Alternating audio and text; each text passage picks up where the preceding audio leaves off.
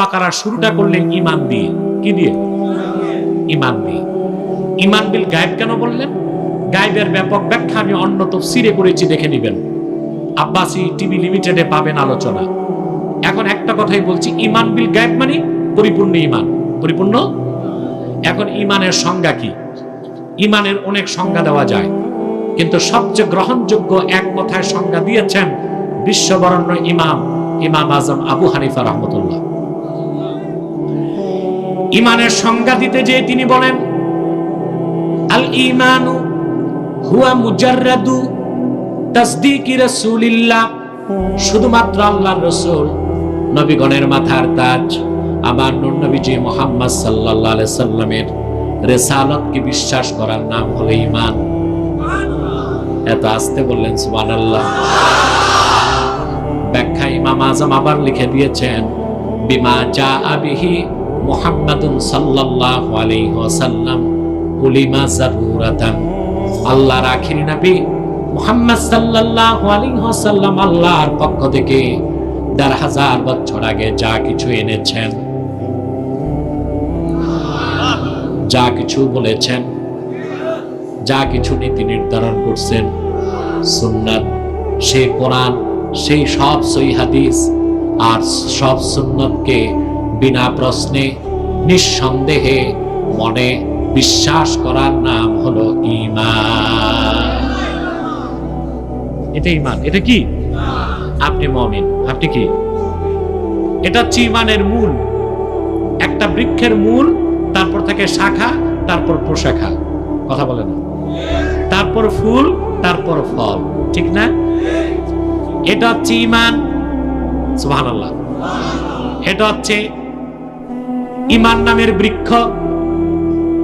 তারপর প্রধান শাখা হচ্ছে সালাত, আরেকটা যাকাত, আরেকটা হজ, আরেকটা সওম।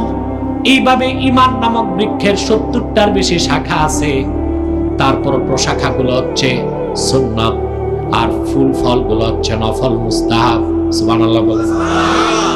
সেজন্য এই ঈমান আনার পরে যে ব্যক্তি ইসলামের সব ভিত্তি মানবে, ফরজগুলো মানবে, ৭৭টা শাখাই আমলের মধ্যে আনবে, সে ব্যক্তি কামেল মুমিন হয়ে যাবে। আর কামেল মুমিনের আরেক নাম মুত্তাকি। ১ সেকেন্ডের জন্য যে আল্লাহর জাহান্নামে যাবে না।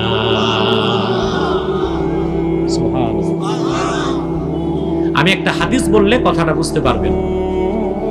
আল্লাহর হাবিব ইরশাদ করেছেন, আল ঈমানু বিদউন ওয়া সাবউনা শু'বা, ঈমানের ৭০টির বেশি শাখা আছে। সুবহানাল্লাহ। এই হাদিসের ব্যাখ্যায় বিশ্ববরেণ্য মুহাদ্দিস আল্লামা ইমাম বদরুদ্দিন আইনি উমদাতুল কারিতে লেখেন, শাব্বাহা রাসূলুল্লাহ সাল্লাল্লাহু আলাইহি ওয়াসাল্লাম আল ঈমানা বিশাজারাতিন যাতি আবসান। আল্লাহর হাবিব মুহাম্মদ সাল্লাল্লাহু আলাইহি ওয়াসাল্লাম ঈমানকে এমন একটা বৃক্ষের সাথে তুলনা করেছেন যার রয়েছে অসংখ্য শাখা প্রশাখা। সেই শাজারাতুল ঈমানিয়া, ঈমান নামক বৃক্ষের মূল হচ্ছে কালেমা, তার মানে ঈমান। তারপরে তার একটা শাখা নামাজ, রোজা, হজ, যাকাত, এইরকম ৭০টির বেশি শাখা আছে। বলেন সুবহানাল্লাহ। আর সেই ঈমান নামক বৃক্ষের প্রধান শাখা হচ্ছে সালাত। সেই জন্য আল্লাহ তাআলা বলেছেন, আল্লাযীনা ইউমিনুনা বিল গায়বি ওয়া ইউকিমুনাস সালাহ। তার মানে ঈমান আনার পরে যদি আপনি নামাজ না পড়েন, তাহলে আপনি মুসলিম হতে পারবেন, মুমিন হতে পারবেন, কামেল মুমিন হতে পারবেন না। কামেল মুমিন হতে পারবেন না। তাহলে প্রথম হচ্ছে ঈমান। প্রথম কি? ঈমান ছাড়া নামাজ, রোজা, হজ, যাকাত কাজে আসবে? আমাদের দেশে অনেক মুনাফিক আছে, নামাজও পড়ে আবার সংস্কৃতির নামে শিরক করে, রোজাও রাখে, সুদও খায়, হজও করে, নামের আগে হাজি, নামের পরে গাজী, ৫ ওয়াক্ত নামাজি, মসজিদেও দৌড়ায়, মাদ্রাসায় দৌড়ায়, আবার সরস্বতী পূজায় মন্দিরেও দৌড়ায়। আছে না? এটা কি মুসলমান না মুনাফিক? জোরে বলতে হবে, মুসলমান না মুনাফিক? সেজন্যই তো কবি গালেব তিরস্কার করে বলেছেন, দো রঙ্গি ছোড় দে এক রং रंग हो जा सरापा मोम बन या संग हो जा। দুই রং ছাড়ো, এক রং ধরো। হয় ইসলামের রঙে রঙিন হয়ে মুমিন হয়ে যাও, নতুবা মোমের মতো গলে, নতুবা পাথরের মতো শক্ত হয়ে কাফের হয়ে যাও। কিছু ইসলাম, কিছু অনিসলাম। জীবনের একটা অংশে কোরআন হাদিসের অনুসরণ, আরেকটা অংশে শিরক কুফর, পৌত্তলিকতার অনুসরণ। মুসলমানের চরিত্র নয়, মুনাফিকের চরিত্র। আমাদের দেশে নেতাদের মধ্যে এই মুনাফিকি চরিত্র সবচেয়ে বেশি পাওয়া যায়। আমরা তো বাঙালি, এখানে মার খাইছি, এই একটা জায়গায় মার খাইছি বাঙালি। শুনতে শোনা যায় 3 লক্ষ মসজিদ, 10,000 মাদ্রাসা, সরকারি হিসাবে পীর আছে 1,98,000। কত তো বলবেন না সরকার পাইছে কেমনে হিসাব? আইডি কার্ড বানাইছে সরকার। ফর্ম পূরণের সময় একটা ঘর ছিল পেশা কি, 1,98,000 লোক লেখছে পেশা হচ্ছে পীরানি। রেজিস্টার্ড পীরি আছে দেশে সরকারি হিসাবে 1,98,000। আপনারা তো কিছুই করলেন না, অন্তত নাউজুবিল্লাহ তো বলবেন। আচ্ছা বলুন তো ভাই, এই যে 1,98,000 পীর লেখছে পেশা পীরানি, ওইটা কি হক্কানি পীর না ব্যবসায়ী পীর? যেটি বন্ড পীর, ব্যবসায়ী পীর যাই কোন, তবে দেশে হক্কানি পীর আছে সংখ্যায় এত কম, খুঁজতে দূরবীন লাগে। এমনি দেখতে সব দরবেশ, আসলে তো দরবেশ না, ধরবেশ। এটা কি দরবেশ সহজ? দরবেশ কি? থোতায় দাড়ি, মাথায় পাগড়ি, হাতে 1000 দানার তসবিহ। এটা মনে যদি ঈমান না থাকে, তাকওয়া না থাকে, এটা দরবেশ না, ধরবেশ। আসল তাকওয়া কি দাড়ি, টুপি, জুব্বায় নাকি অন্তরে? মুত্তাকির ব্যাখ্যা করতে যে ইমাম ফখরুদ্দিন রাজি তার তাফসীরের মধ্যে 11টা সংজ্ঞা দিয়েছেন। এর মধ্যে একটা দিয়েছেন, আতুযায়্যিনা সিররাকা লিল হাক্কে কামা যায়্যানতা যাহিরাকা লিল খালকে। বান্দা, তুমি মানুষকে দেখাবার জন্য বাহিরটা যেভাবে সাজাইছো, মালিকের জন্য ভিতরটা সাজাও, তারই নাম তাকওয়া। ব্যক্তির নাম মুত্তাকি, সে হচ্ছে আসল দরবেশ। কিন্তু ভিতরে ঈমান নাই, আকীদা ঠিক নাই, তাকওয়া নাই, বাইরে জুব্বা কুর্তা আছে, জিকির হাল ফাল সব ঠিক, ওইটা দরবেশ না, ধরবেশ। বাংলাদেশে কোনটা বেশি, দরবেশ না ধরবেশ? এটা বেশি, ধরবেশ বেশি। আর এটা ধরা সহজ। ধরা কি? ধরা সহজ। তা আমাদের সমস্যা কোথায়? 3 লাখ মসজিদ আছে, 10,000 মাদ্রাসা আছে, লাখো লাখো পীর আছে, যেখানে মাহফিল হয় কি দিন কি রাতে হাজার হাজার মানুষ চলে আসে। মূল সমস্যা হচ্ছে স্টিয়ারিং এ যারা বসছে তারাই গোলমাল। জাতির স্টিয়ারিং এ যারা, স্টিয়ারিং পাওয়ার আমাদের হাতে না, স্টিয়ারিং পাওয়ার হচ্ছে ওই সব মুনাফিকদের হাতে, যারা কখনো ইসলামের পক্ষে জিন্দাবাদ, আবার কখনো পশ্চিমাদের দালালি করে ইসলাম ও মুসলমানের বিরুদ্ধে করে নিন্দাবাদ। ঠিক কিনা? এরা মুনাফিক। এরা কি মুনাফিক? সবকিছুর আগে ঈমান। সবকিছুর আগে কি? সামান্যতম ঈমানে ঘাটতি থাকলে একটা আমল কবুল। আল্লাহ রাব্বুল আলামিন চূড়ান্ত সিদ্ধান্ত দিয়ে বলেন, وَمَن يَبْتَغِي غَيْرَ الْإِسْلَامِ دِينًا فَلَن يُقْبَلَ مِنْهُ وَهُوَ فِي الْآخِرَةِ مِنَ الْخَاسِرِينَ। আর যে হতভাগা আমার হাবিব মুহাম্মদ সাল্লাল্লাহু আলাইহি ওয়াসাল্লামের দ্বীনকে গ্রহণ করলো না, শরীয়তকে মানলো না, ঈমান আনলো না, তার নামাজ, তার রোজা, তার হজ, তার যাকাত একটাও কবুল হবে না, বরং কাল কিয়ামতের দিন সে কাফের মুশরিকদের কাতারে দাঁড়ায় যাবে। তাহলে সবকিছুর আগে কি? এইজন্য তিনি তাফসীরে বলেন, ওয়ায়ুকিমুনাস সালাত আই ইউদ্দুনাস সালাওয়াতিল খামস মাআল জামাআতি ফি ওয়াক্তিহিন্না।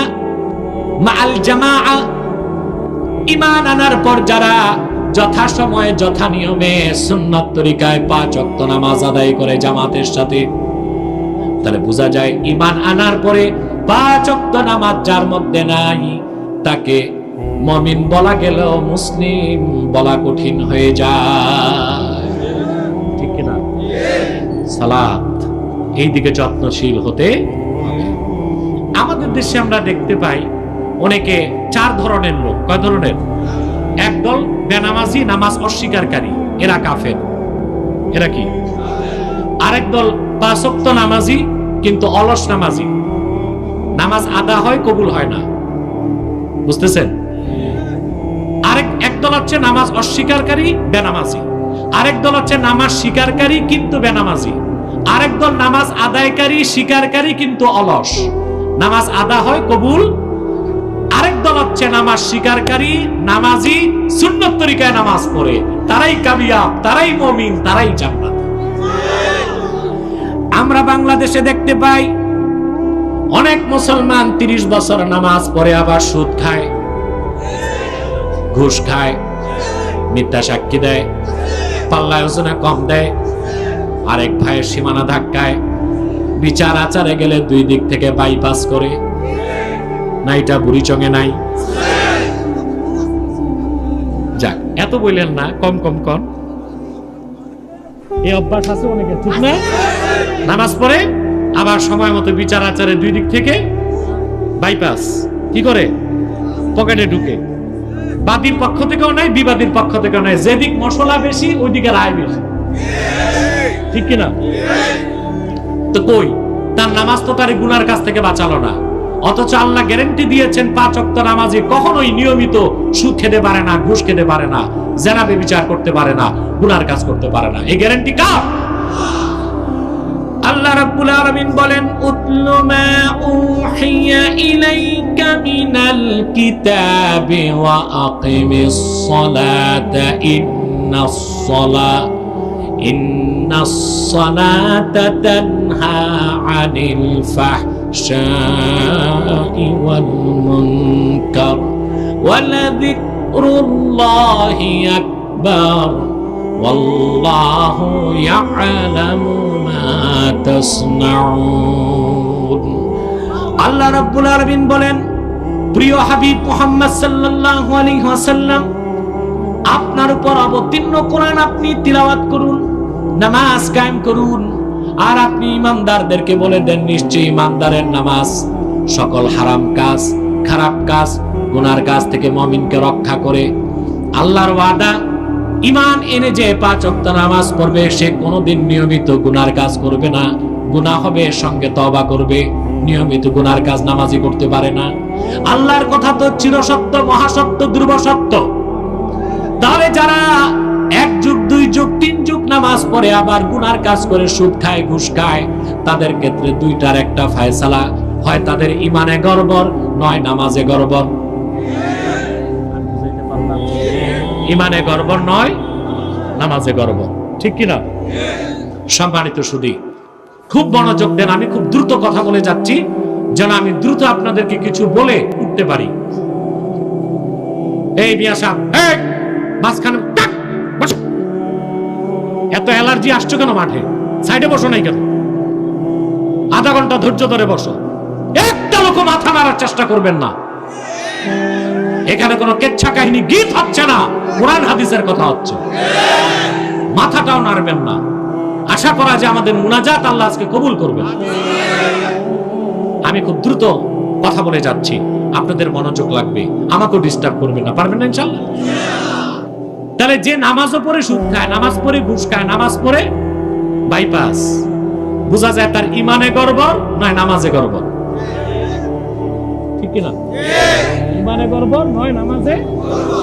এখন আসেন, নামাজ যারা পড়ে আর যারা নামাজ পড়ে না, মুহাদ্দিসগণ তাদেরকে 4টা শ্রেণীতে ভাগ করছেন। কয়টা? আমি 4টা শ্রেণীর পরিচয় দিচ্ছি, তারপর একটা প্রশ্ন করব আপনাদেরকে, সাবজেক্টিভ নয়, অবজেক্টিভ, নৈর্ব্যক্তিক, বুঝলেন? একটা প্রশ্ন করব, উত্তর দিতে পারবেন? আমার কাছে পুরস্কার নাই, তাহলে দিতাম, তবে আল্লাহ তো পুরস্কার দিবেন, ঠিক কিনা?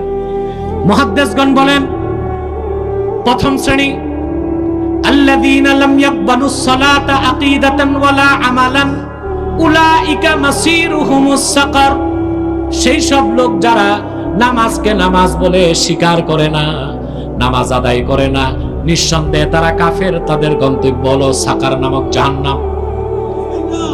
সব কাফের মুশরিক এই শ্রেণীতে আছে, আর আমার দেশের ভণ্ড পীররাও এই শ্রেণীতে আছে। কারণ যারা ভণ্ড পীর তারা নামাজ স্বীকার করে না। কেউ বলে নামাজ তো মনে মনে পড়ি, আবার বলে আমাদের কাছে মারেফত, তো মারেফতে কোনো নামাজ নাই। যেই মারেফতে নামাজ নাই ওটা মারেফত না, মাইরের পথ, ঠিক কিনা? এই ধরনের ভণ্ড পীরগুলো নিঃসন্দেহে, যেই পীরেরা নামাজ অস্বীকার করে, যে নামাজের দরকার নাই, আল্লাহর কোরআন এই যে আমি হাতে ধরেছি, আল্লাহ আমার সাক্ষী, যারা যেই পীরেরা বলবে নামাজের দরকার নাই মারেফতে, ওই পীরগুলো নিঃসন্দেহে কাফের এবং জিন্দিক। তারা কি? কাফের এবং জিন্দিক, নামাজ অস্বীকারী কাফের, তাতে কোনো সন্দেহ নাই। কথা বুঝতেছেন? এই ধরনের পীর আবার বাংলাদেশে কিছু আছে, নিজেদেরকে বলে সুন্নি। সে তো মুসলমানই হয় না, কিসের সুন্নি কিসের ওহাবি? সে সুন্নিও না ওহাবিও না, না সুন্নি না ওহাবি, না ইহাবি না উহাবি, কুছ ভি নেই, কিছুই না। আমার ভাইয়েরা, দ্বিতীয় শ্রেণী আল্লাযীনা ক্বাবিলুস সালাতা আকিদাতান ওয়া লাম ইয়াকবালুহা আমালান উলাইকা মাসিরুহুমুল গায়ে। দ্বিতীয় শ্রেণী যারা নামাজকে স্বীকার করে কিন্তু নামাজ পড়ে না, এই নামাজ ধরবো, এই নামাজ পড়বো, এই ধরনের লোকই বাংলাদেশে মুসলমানদের মধ্যে বেশি। কথা বলেন, নামাজ স্বীকার করে নামাজ পড়তে হবে, এই তো ধরতেছি, এই নামাজ ধরছি পড়ছি করতে করতে ওয়ারেন্ট অফিসার চলে আসে। ওয়ারেন্ট অফিসার কোত্থেকে আসে? এটা কোনো থানার ওয়ারেন্ট অফিসার না। থানার ওয়ারেন্ট অফিসার আসলে নিজের বাড়ি ছেড়ে শ্বশুর বাড়ি পালানো যায়, থানার ওয়ারেন্ট অফিসার আসলে মাল পানি দিয়া বিদায় করা যায়, কিংবা উপরে যদি দুলাভাই থাকে একটা ফোন করলে বাঁচা যায়, ঠিক কিনা? অনেকের দুলাভাই আছে না, মনে করেন সন্ত্রাসী একটারে ধরছে, এখন উপরের বস ফোন করছে, কারে ধরছে? স্যার হকি স্টিক বল্টুরে। এ ধরনের সন্ত্রাসী যারা, এই স্টেজটা আব্দুল হাই সাহেব বন্ধ করে দেন, মিঠানামা বন্ধ করে দেন। কথা শুনতেছেন? সন্ত্রাসীদের নাম এরকম হয় না, একটা সিফত থাকে, হকি স্টিক বল্টু, প্লাস্টিক সল্টু, এরকম নাম হয়। তো বলে স্যার হকি স্টিক বল্টুরে ধরছি, তো উপর থেকে স্যার বলে তুমি জানো না সে আমার শালার ঘরের শালা। ওয়ারেন্ট অফিসার তো দোয়া ইউনুস পড়তে পড়তে ভাগে, যেটা আমার চাকরি যাবে, ঠিক কিনা? কিন্তু যে ওয়ারেন্ট অফিসার আসে, শ্বশুর বাড়ি পালালো বাঁচা যাবে না, বাংলাদেশ ব্যাংকের সব টাকা তার হাতে দিল, ওই সামন থেকে ফিরা যাবে না। দ্বিতীয় শ্রেণীর লোক বাংলাদেশে বেশি, মুসলমান যারা নামাজকে স্বীকার করে কিন্তু আদায় করে না, এদের জন্য একটা স্পেশাল জাহান্নাম আছে, তার নাম গায়ে।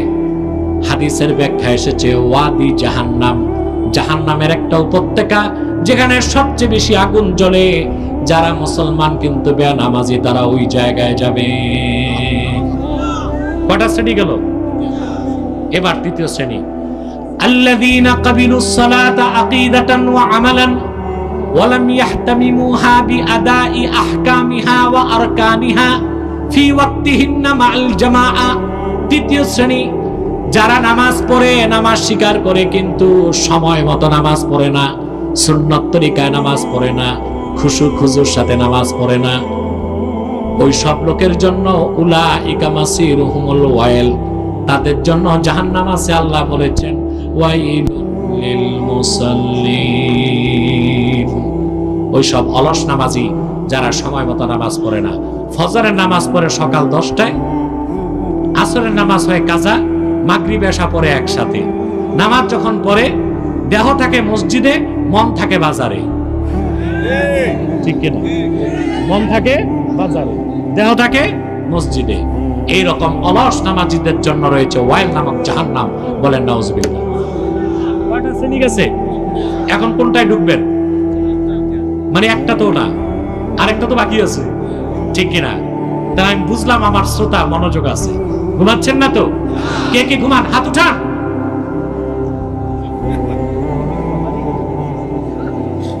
সব ঠিক আছে, আলহামদুলিল্লাহ। এবার মনোযোগ দিয়া শোনেন কোন শ্রেণীতে ঢুকবেন। চতুর্থ শ্রেণী, আল্লাযীনা ক্বাবিলুস সালাতা আকিদাতান ওয়া আমালান ওয়াহতামামুহা বিআদাই আহকামিহা ওয়া আরকানিহা ফি ওয়াক্তিহিন্না মাআল জামাআ উলাইকা মাসিরুহুমুল ফিরদাউস। চতুর্থ শ্রেণী, যারা ঈমান আনার পরে 5 ওয়াক্ত নামাজ আদায় করে সুন্নাত তরিকায় খুশু এবং খুজুর সাথে, সময় মতো তাকবীরুল্লাহর সাথে জামাতের সাথে, সঠিক তরিকায় সুন্নাত তরিকায় খুশু এবং খুজুর সাথে, তাদের গন্তব্য হলো আমার আল্লাহর জান্নাতুল ফেরদাউস। এখন কোন শ্রেণীতে আসবেন? চতুর্থ শ্রেণী। তাহলে আপনাদের প্রথম কাজ আল্লাযীনা ইউমিনুনা বিল গায়ব, পুরাপুরি ঈমান আনার পরে সুন্নাত তরিকায় 5 ওয়াক্ত নামাজ আদায় করতে হবে জামাতের সঙ্গে, খুশু এবং খুজুর সঙ্গে। এখন খুশু খুজু বুঝছেননি? জি না, এত সহজে বুঝেন নাই। একটু বুঝাই, আমার দিকে তাকান। একটা হচ্ছে খুজু আর একটা হচ্ছে খুশু। এ দেখেন, একটা হচ্ছে খুজু আর একটা হচ্ছে খুশু। আরবিতে অঙ্গ প্রত্যঙ্গকে বলে উজউন। কি বলে? দেহের প্রত্যেকটা পার্ট অফ পার্সেল, প্রত্যেকটা অঙ্গকে আরবিতে কি বলে? উজউন। কি বলে? এই উজউনের বহুবচন আযা। আযা থেকে খুজু। তার মানে আপনি যখন নামাজে দাঁড়াবেন সকল অঙ্গ প্রত্যঙ্গ হয়ে যাবে কাবামুখী, কিবলামুখী। বিনা কারণে হাত নাড়া যাবে না, চোখ এদিক ওদিক করা যাবে না। আপনার নাক, আপনার সিনা, আপনার নাভি, আপনার কপাল হবে কাবামুখী। সুবহানাল্লাহ বলবেন। আর আপনার দিল হবে আমার আল্লাহমুখী। তার মানে দেহের কিবলা হবে কাবা, মনের কিবলা হবে কাবার মালিক আল্লাহ। ওই যে মনটা আল্লাহর দিকে করে দিবেন, খাসিয়াত থেকে খুশু, খাসিয়াত থেকে মন থাকবে আল্লাহর দিকে, দেহ থাকবে কাবার দিকে। এই যে দেহ থাকবে কাবার দিকে, এটা খুশু। আর দিল থাকবে কাবার মালিক আল্লাহর দিকে, এটা হচ্ছে খুশু। ঠিক আছে? সুবহানাল্লাহ। এইরকম খুশু আর খুশুর সাথে মাত্র 40 দিন জামাতে নামাজ পড়বেন, আপনার দিল থেকে মুনাফিকিকে ঝেড়ে পুছে সাফ করে দেওয়া হবে। পারবেন? এই আমলটা কে কে করবেন? জামাতে তাকবীর উলায় যারা বেনামাজি 40 দিন নামাজ পড়বেন, যে হাত তুলে দেখান। রমজান চলে এসেছে, এখন থেকে প্রস্তুতি নেবেন, তারপর আর নামাজ ছাড়বেন না। পারবেন তো ইনশাআল্লাহ?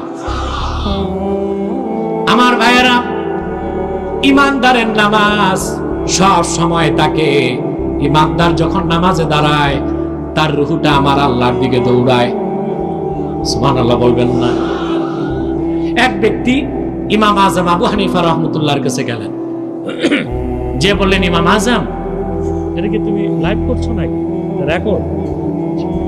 এক ব্যক্তি যে বলেন, হুজুর, আবু হানিফা রাহমাতুল্লাহর কাছে আমার বাবা যে স্বর্ণবর্তী আশরাফি, স্বর্ণবর্তী আশরাফি মানে সোনার মুদ্রা, 1 হাড়ি স্বর্ণ মুদ্রা বাবা যে ঘরের কোন জায়গায় রাখছে পাইতেছি না, আপনি একটা তদবির দেন।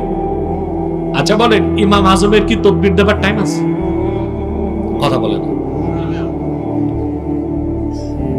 ইমাম আজম বলছেন, বাবা আমার কাছে তো অন্য তদবির দেওয়ার টাইম নাই, একটা তদবির দেই।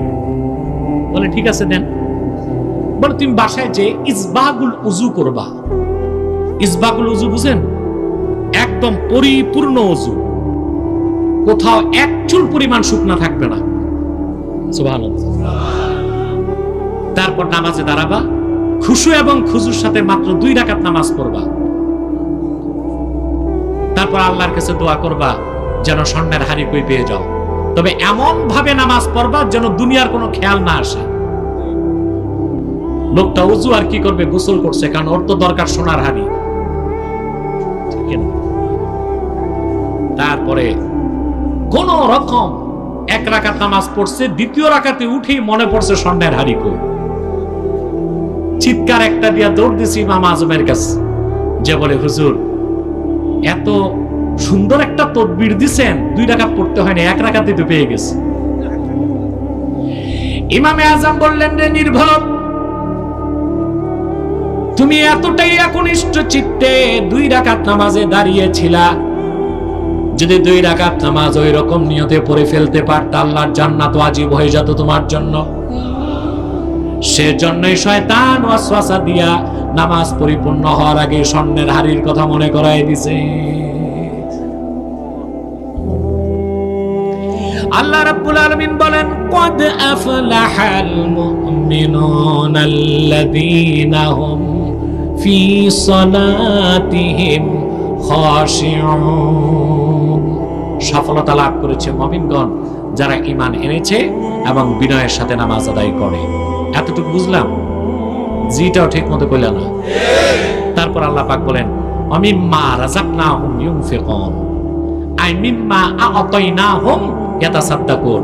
আমি যা দান করছি তার থেকে আমার বান্দারা খরচ করে, মুমিনরা। সুবহানাল্লাহ। এই কথার অর্থ কি? এখানে আল্লাহ বান্দাকে একটা ইঙ্গিত দিবেন, দান খয়রাত করতে হবে হালাল মাল থেকে। সুদের টাকা, ঘুষের টাকা, হারাম পয়সা মসজিদ মাদ্রাসায় দিলে 2 পয়সা লাভ। দান করতে হবে কি? হালাল। জোরে বলেন। দুঃখ লাগে আমার দেশে কোটি কোটি টাকা যারা মসজিদ মাদ্রাসায় দেয়, এদের পয়সাগুলো হালাল না। চুরির টাকা, দুর্নীতির টাকা, নয় ঋণ খেলাপির টাকা। বাংলাদেশ থেকে সিডিবি বলেছে 92,000 কোটি টাকা বিদেশে পাচার হয়েছে। কারা পাচার করবে? সিজকে চোর, মোবাইল চোর, কথা বলে না। নীতি নির্ধারণের কলম যাদের হাতে, সেই সমস্ত ভণ্ড রাজনীতিবিদ আর দুর্নীতিবাজ কর্মকর্তারাই মেহনতি জনতার রক্ত পানি করা ঘামের পয়সা বিদেশে পাচার করেছে। বাঙালি এই টাকা ফেরত চায়, ফেরত আনার ব্যবস্থা আছে। শীর্ষ 10 জন শিল্পপতি আর চরিত্রহীন রাজনীতিবিদদেরকে পাকড়াও করে শরীয়তের আইন মোতাবেক হাত কেটে দাও, টাকা সব ফেরত আসবে। টাকা কই আছে সুইস ব্যাংকে তাও তো জানা আছে, ঠিক কিনা? তাহলে এই সমস্ত হারামখোরেরা বড় বড় দান করে, কবুল হবে? ঈমান আনতে হবে, ঈমানের পর 5 ওয়াক্ত নামাজ, তারপরে দান করতে হবে হালাল থেকে। সুবহানাল্লাহ বলেন। সেই দানের অর্থ কি? আপনি জিহাদের পথে দান করবেন। সুবহানাল্লাহ। সবচেয়ে বড় দান হচ্ছে দ্বীনের পথে দান। হতে পারে সেটা জিহাদের ময়দানে, হতে পারে আল্লাহর ঘর মসজিদ বানাবার জন্য কিংবা মাদ্রাসা বানাবার জন্য। মুমিন মুসলমান গরিবকে যদি শীতের বস্ত্র কিনে দেন, অভাবী অসুস্থ মানুষকে চিকিৎসা সেবা দেন, যার ঘর নাই তার ঘরে যদি চাল লাগায় দেন, কোন একজন মেয়ে যৌতুকের অভিশাপের কারণে বিয়ে হয় না, তার বিয়ের ব্যবস্থা যদি করে দেন, কিংবা মহব্বত করে আল্লাহর সন্তুষ্টির জন্য বিবি বাচ্চাকে লালন পালন করেন, এই সব দান খয়রাতি জিহাদ ফি সাবিলিল্লাহর অন্তর্ভুক্ত হয়ে যাবে। শর্ত হচ্ছে হালাল দান করতে হবে। কি দান করতে হবে? একটু বাড়াও সাউন্ডটা। দান হতে হবে হালাল। সুদের টাকা, ঘুষের টাকা, হারাম টাকা দান করলে কোনো লাভ। আপনি একজন হারাম পয়সার লোক 1 কোটি টাকা দান করছে, মসজিদ বানালেন, ওই 1 কোটি টাকায় তো সুদের পয়সা আছে। নামাজ কবুল হবে কিনা সন্দেহ আছে, কিন্তু বড় বড় সুদখোর, ঘুষখোর, দুর্নীতিবাজদের হারাম পয়সা না নিয়া এলাকার মানুষ যদি রক্ত পানি করা ঘামের পয়সা দিয়ে একটা খেজুর পাতার মসজিদ বানান, আল্লাহর পবিত্র সত্তার কসম, যদি আপনি সাজদা করেন সেই মসজিদে আল্লাহকে, আপনার এক একটা সাজদার দাম 7 আকাশের চেয়ে বেশি হয়ে যাবে। হালালের দাম ভিন্ন, হালালের দাম ভিন্ন। অতএব দান করতে হবে হালাল থেকে। কিসের থেকে? মসজিদে দিবেন, মাদ্রাসায় দিবেন। আপনি যে পরিবার পরিজনকে খাওয়ান, এটাও যদি সওয়াবের নিয়তে খাওয়ান, এটাও ইনফাক ফি সাবিলিল্লাহ, আল্লাহর পথে খরচের সওয়াব পেয়ে যাবেন। সুবহানাল্লাহ কইবেন না? বুখারী শরীফের হাদিস সাক্ষ্য দেয়, আল্লাহর হাবিব এক সাহাবীকে বললেন, তোমার পরিবার পরিজনের জন্য যে হালাল টাকাটা খরচ করো, সেটা তো আল্লাহ তাআলা সদকার সওয়াব রেখেছেন। তুমি যদি সওয়াবের নিয়তে তোমার স্ত্রীর মুখে এক লোকমা খাদ্য তুলে দাও, তাবতাগি বিহা ওয়াজহাল্লাহ, তাতে যদি আল্লাহর সন্তুষ্টি চাও, স্ত্রীর মুখে খাদ্য তুলে দেবার বিনিময়ে আল্লাহ তাআলা দানের সওয়াব দিয়ে দিবে। আমলটা করছেন কোনদিন? বউরে খাওয়াই দিয়েছেন? বাচ্চারা কই জি। আরে আপনারা বলেন, খাওয়াইছেন কোনদিন? এই আমলটা করবেন, এতে স্বামী স্ত্রীর সম্পর্ক গভীর হয়। তখন স্ত্রীও পরকিয়া করে না, স্বামীও কথা বলে না, পরকিয়া করে না। সারাদিন আপনার স্ত্রী হাড়ভাঙ্গা পরিশ্রম করলো, রাতের বেলা যদি এশার নামাজের পর কাজ থেকে ফিরে একই দস্তরখানি স্ত্রীকে নিয়ে বসে, আর স্ত্রীর মনোরঞ্জনের জন্য যদি এক লোকমা খাদ্য স্ত্রীর মুখে তুলে দেন, সারা দিনের পরিশ্রমের ক্লান্তি স্ত্রীর শরীর থেকে দূর হয়ে যাবে, মহব্বতটা বেড়ে যাবে, ঠিক কি না? আবার আমার কাছে শুনি, বুড়া মানুষ আজকে যে আমল শুরু করেন না, তাহলে বুড়ি কিন্তু ধমক একটা দিবে, সারা জীবন কষ্ট দিয়া এখন আসছেন ন্যাকামি করতে। আপনি আগে তারে বুঝাবেন। দেখছেন নি, বুড়া মানুষ কিন্তু বিয়ের কথায় খুব খুশি হয়। সুবহানাল্লাহ। এই এক আল্লাহর এক নেয়ামত। মুসলমানের বিয়েটা কত বড় নেয়ামত। 80 বছরের বুড়া প্যারালাইজ, হাসতে পারে না, ওরও যদি বিয়ের কথা কন, ফোকলাটাতে একটা মুস্কি হাসি দিবে আপনাকে, ঠিক কিনা? এরা একটা সুযোগ পাইছে যুবক মানুষ। এটা তো ডিজে পার্টি না, অনেক বাউল বক্তা আছে, ওখানে গেলে ছোট ছোকরারা হইচই করে। এটা তাফসীর মাহফিল। স্ত্রীকে খাওয়াই দিবেন আল্লাহর সন্তুষ্টির জন্য, ওইটাও ইনফাক ফি সাবিলিল্লাহ, আল্লাহর পথে দান করার সওয়াব পেয়ে যাবেন। সুবহানাল্লাহ। এতে স্ত্রীর সাথে হৃদ্যতা বাড়বে, তখন আপনিও জেনা থেকে বাঁচবেন, স্ত্রীও জেনা থেকে বাঁচবে। বলেন আল্লাহুম্মা আমিন। আমার ভাইয়েরা, মসজিদ বানিয়ে দেওয়া, মাদ্রাসা বানিয়ে দেওয়া, আল্লাহর দ্বীনের কালেমা প্রতিষ্ঠিত করার জন্য যারা জান দিয়ে লড়াই করে, তাদেরকে মাল দিয়ে সাহায্য করা, সবচেয়ে বেশি ইনফাক ফি সাবিলিল্লাহর সওয়াব পাওয়া যায়, ঠিক কিনা বলেন? অন্নহীন, বস্ত্রহীন, গরিব মানুষের সমস্যার সমাধান যদি করে দেন, প্রত্যেকটা কাজের জন্য আল্লাহ তাআলা আপনাকে আজরুন আজিম দান করবেন। একটি কথা বলে যাই, আবেদপুরের মানুষ কান পেতে শুনে রাখো, ইমানদার যখন আরেক ইমানদারের দুঃখ দুর্দশা লাঘব করে দেয়, আমার আল্লাহ এত খুশি হয়ে যান যে লোকটা দান করে বড় একটা পাপী হলেও আল্লাহ তার জন্য জান্নাত মঞ্জুর করে নেন। আমরা এই খেয়ালগুলো করি না, আমরা তেলের মাথায় তেল দিই। বিয়ে বাড়িতে দাওয়াত করে চেয়ারম্যান, মেম্বার, এমপি, মন্ত্রী খাবে 500 টাকা, দিবে 15,000 টাকার ডিনার সেট। কিন্তু পাশের বাড়িতে চাচাতো ভাই রিকশাওয়ালা পোলাও গোস্ত কোরমার গ্রাম যায়, ওর কলিজা জলে, ওরে দাওয়াত দেয় না, কারণ ওর শরীরের লুঙ্গিটা কম দামি, গামছা থেকে ঘামের গন্ধ আসে।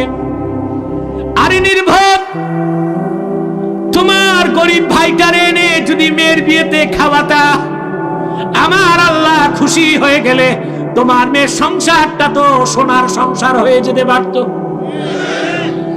মানুষ যখন মানুষকে খাওয়ায়, সেটাও ওয়ামিম্মা রাযাকনাহুম ইউনফিকুন এর অন্তর্ভুক্ত। আমি সুনান তিরমিজি থেকে একটা হাদিস শোনাই দেই।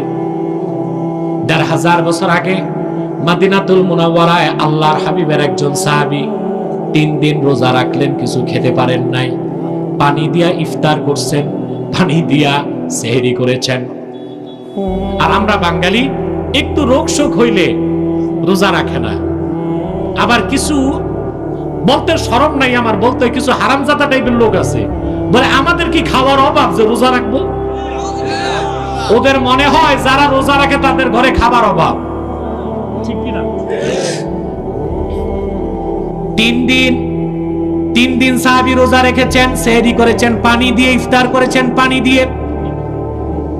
আর তো সহ্য হয় না, আল্লাহর হাবিবের এক সাহাবীর কাছে যেয়ে বললেন, ভাই 3 দিন রোজা রেখে যাচ্ছি,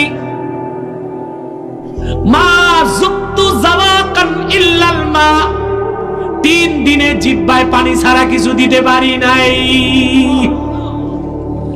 যদি আপনি বলেন আজকে রাতের বেলা আপনার বাড়িতে আমি দাওয়াত নিতে চাই, সাহাবী বলেন ঠিক আছে আমি ব্যবস্থা করব, এশার নামাজের পর চলে আসবেন।